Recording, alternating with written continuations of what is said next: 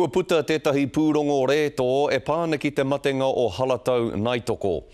I pūhia te tamatāne nei te kaumā whitu ōna tau i ngā pirihimana e whai ana i a Stephen McDonald he tangata mau pū i rungi i te huarahi matua o Tāmaki Makaurau. Hei tā te pūrongo e tino kūwawa katoa na te rautaki a ngā pirihimana me ngā pirihimana mau pū hoki i Tauara. Come out and meet me. So we can sit down and talk. He inoi ki te āpiha nāna tanatama a Halatau Naitoko I pupuhi e toru tau ki muri. I want to see face to face, then I'll be able to say what I have to say. It will be very important to me. I gave birth to Halatau. A84 took his life. E ai ki ngā kitenga te pūrongo I tika ngā mahi a ngā pirihimana tokorua ki te pupuhi I a Stephen McDonald, hioi, kāri I pai ngā mahi whakahaere I te tari whakawhiti, I hapa ngā mahi pupuhi a ngā pirihimana ko te aru kore tau o titihi o ngā pirihimana.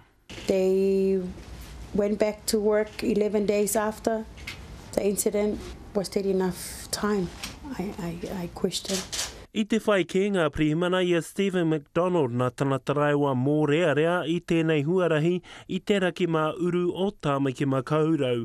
Rere ana ngā mata, ka puhia a Halatau.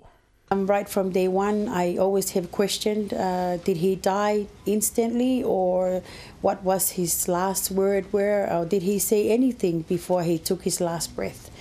But reading this, I've learned that he died at the scene. So for me, it seems like he didn't suffer even though he was shot. Kua puta hoki ngā whakatau a te tari whanonga ki ngā pirihimana kia kaua tēnei āhuatanga e kitea anō. There's a whole raft of changes that have been made, mainly around command and control, but also, look, we've taken every recommendation on there and had a look at that already. So whether that's about the use of the Eagle helicopter or how we deploy our Armed Defenders Squad.